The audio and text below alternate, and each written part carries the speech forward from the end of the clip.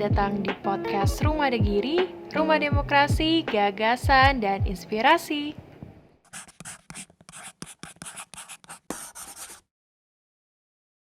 Halo teman-teman podcast Rumah Degiri, balik lagi di podcast Rumah Degiri bareng saya Sheila Ivanka. Nah, kali ini kita akan bahas terkait dengan bisnis yang saat ini sudah sangat familiar di telinga kita. Sudah sangat familiar mungkin di mata kita juga ya, untuk wanita khususnya nih yang biasa beli-beli barang-barang thrifting nih atau baju-baju dari thrift shop. Nah, saat ini saya bareng sama salah satu dosen saya sih ya. Halo Ibu Wardah. Hai Celia. Nah, Bu Wardah ini selain dosen dia juga punya bisnis yaitu thrifting. Ya, nah, benar.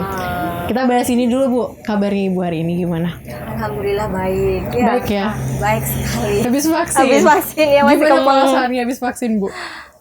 Ya apa ya Celia, kemeng ya Celia. Iya, tapi banyak yang bilang ini sakit katanya vaksin ketiga. Apa? Ya benar, lebih sakit dari yang pertama dan kedua. Oh, saya yang belum jadi deg-degan ini Bu. Gak apa-apa. Terus kesehariannya gimana? Selain ngajar gimana Bu? Selain ngajar juga tiap hari kan di kampus. Malamnya kalau sempet ya otak-atik dagangan, kalau enggak ya udah langsung istirahat aja, main sama anak-anak gitu aja. Awalnya gimana? Kok bisa Ibu terjun di dunia thrift shop?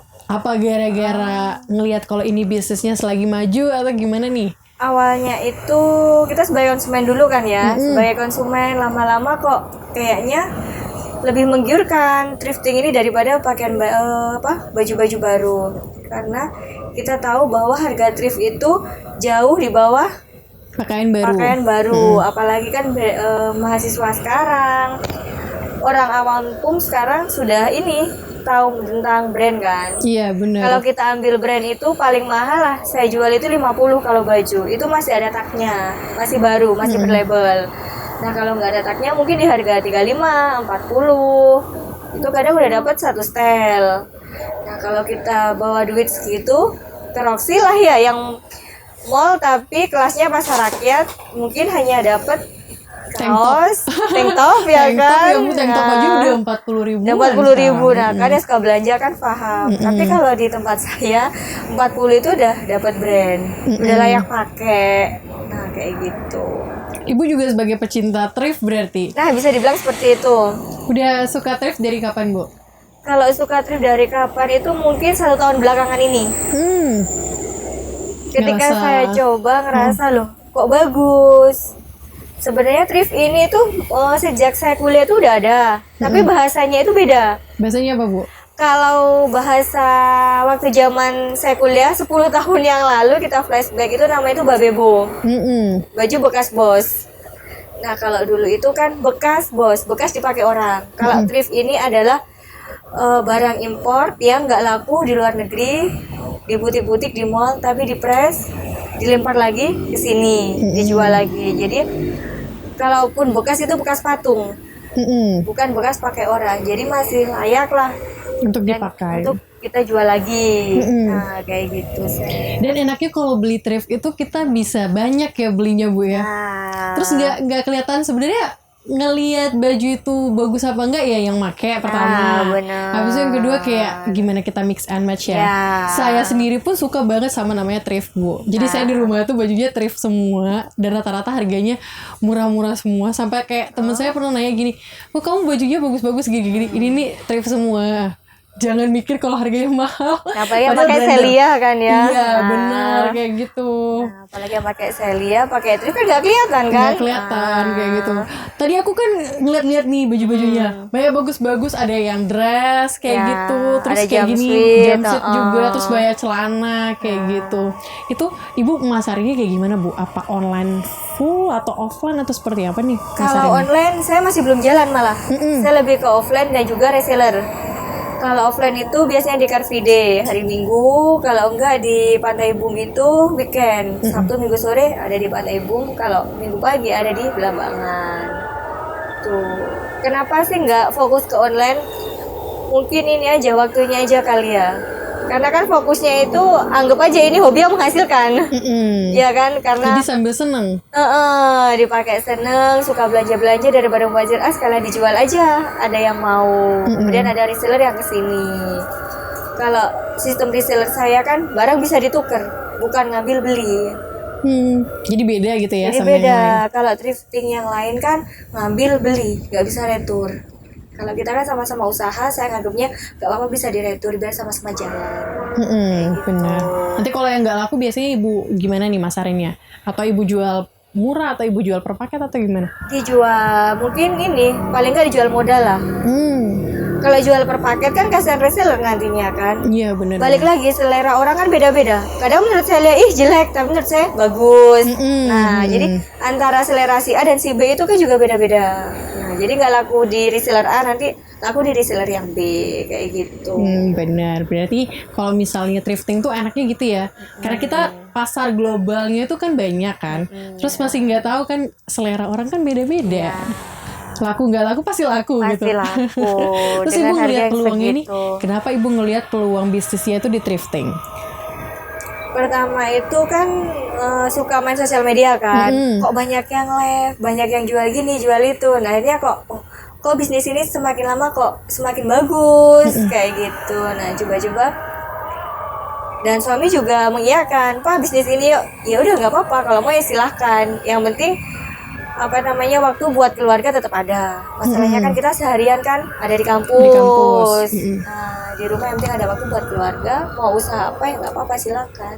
Yang penting jalan gitu antara usaha dan juga pekerjaan sebagai ibu rumah tangga. Terus boleh cerita nih ibu kan sebagai ibu rumah tangga, terus jadi dosen juga, terus sibuk lah ya sampai punya bisnis juga, ini ngatur waktunya gimana? Ya ngalir gitu aja kali ya Sel ya. Ngalir gitu aja. Nggak harus jam sekian harus ini nih, enggak. Yang penting ketika di rumah ya udah, kalau sempat ngurus ini, nggak sempat ya udah. Nggak terlalu yang harus punya omset segini nggak begitu. Jadi jalan ini dengan senang ya? Jalan senang ya. Kalau misalkan mikirnya saya sebulan misalkan harus omset 5 juta lah katakanlah ya. Kalau gitu kan akhirnya saya lebih fokus ke sini daripada keluarga dan pekerjaan utama saya di kampus. Nah, anggap aja ini iseng-iseng dapat duit gitu aja sih. Benar. Gak Jadi harus nggak harus segini, nggak menuntut yang ini harus gini, tapi jalan sampai sekarang. Ini udah berapa lama Bu jalannya? Kalau yang barang penuh sampai mini toko lah gini ya, bukan toko lah ini ya kasarannya, mini toko gitu sampai kan berubah jadi gini ya, ruang tamu saya jadi toko gitu ya. Itu 2-3 bulanan lah. 2-3 bulan ini. Awalnya cuma beli, ketika kegedean atau kekecilan, foto kirim ke teman, saya punya barang nih, mau nggak gitu. Oh mau, ya wes saya jual gitu aja biasanya. Paling banyak 10-20 biji lah di rumah. Tapi kok bisa sebanyak ini, saya juga kadang mikirnya kok bisa sampai banyak ini ya barang saya gitu, kok bisa gitu. Ya udah ngalir gitu aja. Padahal yang awalnya cuma 10 potong, 20 potong kayak gitu. Habis modelnya thrifting ini gede nggak Bu menurut Ibu? Nggak. Yang gedenya tuh mental ya? Mentalnya. Karena orang mikirnya kan kita kita jual pakaian bekas. Benar. Nah kayak gitu kan, ada yang bilang kelambi bosok kok ditol. Nah ada yang bilang gitu kan. Kalau modal, karena saya ngambilnya itu kan paket usaha, bukan paket bal. Kalau paket bal yang plat itu kan memang duitan gede, tapi saya nggak berani ngambil itu, karena kita kan nggak tahu di dalamnya itu isinya apa, kan kita nggak tahu. Dan juga kalau kita ngambil paket bal, itu satu bal itu satu macam baju. Iya benar. Jadi uang saya nanti hanya ada pada satu jenis barang. Kalau misalkan dress kayak gini, ini nanti larinya ke dress aja, anak-anak aja. Kalau paket usaha kan saya ngambil paket anak, paket celana, paket kemeja. Jadi semua itu ada. Jadi kalau reseller kesini itu mereka sudah lengkap, di sini ada semua. Jadi nggak monoton misalkan jumper aja gitu enggak. Berarti yang ibu pengen ini ya, pengen kedepannya itu kalau orang kesini mau nyari baju apa aja tuh ada. Gitu. Dari anak sampai orang dewasa, dari yang haram sampai non haram. Gitu. Dari haram sampai halal itu ada semua di sini kan. Iya. Kecuali yang cowok, saya mah nggak jual. Kenapa Bu nggak jualnya cowok? Karena kalau cowok itu mungkin 1 bulan 1 baju aja cukup. Tapi kalau cewek, ini bagus, ini lucu gitu kan. Beli gitu. Beli. Saya cewek tuh mungkin persepsinya gini Bu, kalau nggak ada baju baru nggak punya baju. Nah bener, apalagi kalau malam minggu kan bingung diajak ini kan cowoknya malam minggu keluar ya, ada acara sama temen, pakai baju yang mana ya, milih gitu kan. Walaupun bajunya masih bagus-bagus, itu ibaratnya bajunya sudah lama semua. Bener. Beli thrifting, tapi kan dia baru ada bajunya kan, jadi dipakai. Nah gitu. Jadi salah satu benefit beli thrifting itu selain kita ini sih Bu, mengurangi sampah sama baju gitu ya. Jadi kan masih bisa dipakai kayak gitu, dan bajunya juga bagus. Terus harganya murah. Hemat, bener. Dan branded. Branded, bener. Gak pernah ada yang kan? thrifting yang jelek ya Bu ya. Maksudnya brandnya jelek gitu gak pernah. Gak ada, jarang. Di thrifting Uniqlo dress itu paling mahal saya jual 50, itu masih ada tagnya, masih ada labelnya. Tapi kalau udah masuk ke store-nya, tahu sendiri kan harganya berapa kan? Benar. Zara, tahu sendiri kan harganya berapa kan? Nah, jadi kayak gitu. Ada nggak sih Bu, selama Ibu jalanin bisnis thrifting ini, ada omongan-omongan ataupun ada yang ngomong kayak gini, aduh aku nggak biasa pakai baju bekas kayak gitu, ada nggak sih? Terus gimana Ibu menanggapi hal-hal kayak gitu? Ya udah, balik lagi, selera orang kan beda-beda. Ibu gituin? Iya. Kadang kalau saya pakai, loh bajumu kok bagus, ini kan jualan saya gitu loh, kok bagus lah, kok gak ditawarin lah, kemarin saya tawarin gak mau, katanya baju thrift. Ya udah gitu aja. Tapi nanti jadinya dia balik beli. Iya. Oke. Paling enggak kan kita coba sendiri dulu kan. Bu, saat ini kan Ibu sebagai dosen juga nih, dosen manajemen, apalagi yang memang sudah mempelajari terkait dengan pemasaran, terus ya terkait dengan manajemen bisnis lah Bu ya. Ada nggak sih teori-teori ataupun pembelajaran yang Ibu ajarin yang Ibu pakai dalam bisnisnya Ibu? Ya paling nggak kalau kita di bidang ini, pemasaran ini ya pemasarannya aja kita pakai kan.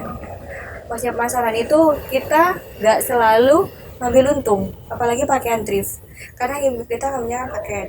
Nah dari paket itu nanti ada satu baju yang kita jual rugi karena lihat kondisi bajunya, dijual bawa modal. Ada juga nanti untuk menutup kerugian ini kita ambil dari yang layak jual mahal, kayak gitu aja. Oh berarti Ibu ini ya, Ibu switch gitu ya? Iya. Oh jadi harus pintar main di situ. Iya. Jangan semuanya ditolak apa? ukur sama harganya. Sama, nggak bisa.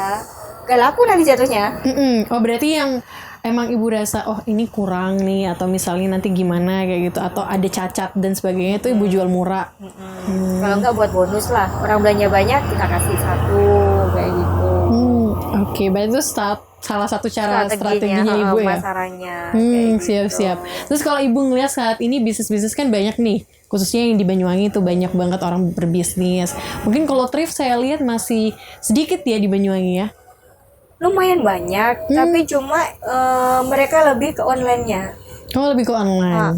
Jadi offline-nya masih jarang. Kira-kira kalau dari bisnis yang Ibu lihat, misalnya bisnis-bisnis luar tuh, kesalahan orang-orang berbisnis tuh apa sih Bu? Dari segi manajemen, mungkin entah pemasarannya atau apa sih gitu? Mereka tidak melihat peluang pasarnya. Jadi pasar yang akan mereka tembak itu sasarannya siapa itu nggak tahu. Ya misalkan rumah makan lah katakanlah ya. Kalau kita buka di seputaran kampus lah, nah itu berarti kan harga yang kita pakai ini seharusnya kan harga mahasiswa. Iya benar. Nah, kalau di seputaran kampus kita buka rumah makan dengan tarif yang 50 agak mahal, itu bisa dibilang nanti nggak jalan. Karena apa? Di seputaran kampus itu kan yang ada di sekeliling itu kan mahasiswa. Pasti mereka kan mau makan, mau jajan, mau apa, itu kan sesuai dengan kantong mereka. Saja mungkin pasar yang mereka tembak ini belum tepat aja kali ya. Berarti harus ngelihat peluangnya juga. Terus kalau Ibu ngelihat dari pasarnya Ibu tuh seperti apa? Kira-kira Ibu lebih ke pasar yang mana nih? Untuk anak muda atau apa? Semua genre. Berarti Ibu ngambil semua. Jadi nggak nyerucut sama satu ini doang. Misalkan kalau saya ngerucut ke model anak muda aja, kalau ada ibu-ibu yang kesini yang ukurannya L ke atas, itu kan, oh nggak mau ke Naila Thrift, kenapa? Karena baju yang dijual itu untuk anak muda aja, kan kayak gitu kan. Kalau saya jual ibu-ibu aja, kayak saya lihat mau kesini, ayo sel ke rumah, enggak Bu, modelnya ini untuk ibu-ibu semua. Nah kan gitu kan, akhirnya kan malah jadi semua ada. Semua kalangan. Sebisa mungkin saya menyediakan untuk cewek. Kecuali anak-anak ada cewek ada cowok. Oh kalau anak-anak ada cewek cowok. Anak-anak yang dari anak-anak kecil ya? Dari anak kecil. Umur berapa sih? Saya ngeliatnya kayaknya setahun 2 tahun dari bisa. 1-2 tahun sampai 9-10 tahun ada semua. Pasti Oke. bisa. Jadi banyak ya, semua kalangan usia tuh bisa menggunakan baju thrift gitu ya, di Naila Thrift. Iya. Oke. Nanti kalau misalnya mau nyari-nyari thriftan, itu setiap hari Minggu ada ya Bu ya, Ada di Car Free Day Car Free Day Belambangan. Belambangan Naila Thrift. Nanti Tepatnya bisa di depan Hotel Belambangan. depan Hotel Belambangan. Nanti boleh milih-milih. Itu milih-milih sendiri atau gimana nih? Jadi sendirilah, selera kan beda-beda ya. Oh iya benar. Tapi yang enaknya kalau dari thrifting Ibu nih apa nih yang membedakan sama thrifting yang lain mungkin? Bedanya kalau di tempat saya itu semua itu tersedia. Jadi nggak hanya celana, nggak hanya atasan, nggak hanya dress, semua itu ada. Oke. Dan tadi aku lihat juga kalau thriftingnya tuh udah layak pakai ya. Maksudnya nggak perlu yang harus mungkin dicuci Nggak lama perlu. gitu. Karena udah laundry kita kan. Sudah laundry. sudah Udah bersih, bersih. sudah bagus, Udah jadi wangi. kayak gitu. Jadi tinggal nanti kalau mau langsung dipakai, tinggal disetrika aja mungkin ya, tinggal pakai lagi Udah gitu. disetrika juga. Udah disetrika juga? Udah. Oke, langsung aman. pakai Berarti bisa. paket lengkap banget ya? Iya, benar. Oke, kalau bisa jualan di Car Free Day sama siapa nih Bu? Sendiri atau Sepaket biasanya ya. sepaket sama keluarga? Iya. Sambil jalan-jalan. Sambil jalan sambil main kan. Jadi mereka dapat mainnya, mereka dapat olahraganya, dapat jajannya juga. Kan jualan juga kan gitu. Bu, Ibu kan sebagai ibu rumah tangga nih yang melihat banget sama namanya peluang bisnis. Boleh nih kasih tahu ibu-ibu rumah tangga yang di luar yang lagi nonton mungkin ya. Kasih tahu kalau misalnya gimana nih cara kita menjadi orang ibu rumah tangga yang produktif juga, terus bisa memanfaatkan kayak tadi seperti Ibu sambil Car Free Day, sambil jalan-jalan sama anak, sambil bagi waktu buat anak dan keluarga. Itu nih yang mungkin saat ini ibu-ibu atau mungkin yang pebisnis ibu-ibu nih masih kurang nih sama namanya hal seperti itu Bu. Yang penting satu sih ya, niat sama gak gengsian. Hmm. Kalau sekarang kan saya lihat itu banyak lebih ke gengsi kan, malu jualan di jalan, apalagi kayak saya kan pakai mobil kan jualannya itu kan ditata sendiri itu kan. Mental aja sih. Berarti harus kuat mentalnya. Gak boleh gengsi kalau mau nyari uang. Nah bener kan, gak boleh gengsi kan kalau mau cari uang, bener. Butuh uangnya masa gengsi Nah, gitu. iya, benar. Jadi seperti Bu Wardah ini, kalau misalnya emang melihat sebuah peluang dan hobi di sana, mungkin bisa memanfaatkan menjadi sebuah peluang bisnis baru. Entah banyak hal kan yang bisa kita lakukan, bisa makanan, jual makanan, terus jualan thrifting, apapun kayak gitu. Yang penting ada niat sih yang pertama itu.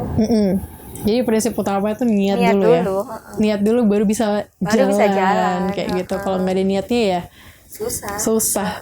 Terus ke depannya Ibu pengennya gimana nih untuk thriftingnya? Harapannya Ibu nih, harapan terbesar ataupun cita-citanya Ibu terbesarnya tuh apa? Ada toko khusus sih. Toko khusus untuk thriftingnya? Iya. Saat ini selama Ibu thrifting pernah ngerasa ini nggak sih Bu? Pengen putus asa kayak gitu? Apalagi kalau misalnya kurang gitu ya? Kurang laku misalnya, ataupun nanti misalnya banyak yang Ibu rasa dijual modal mungkin kurang bagus kayak gitu. Kalau putus asa sih sampai saat ini nggak ada ya. Karena kita itu sesama pedagang thrift itu kadang switch.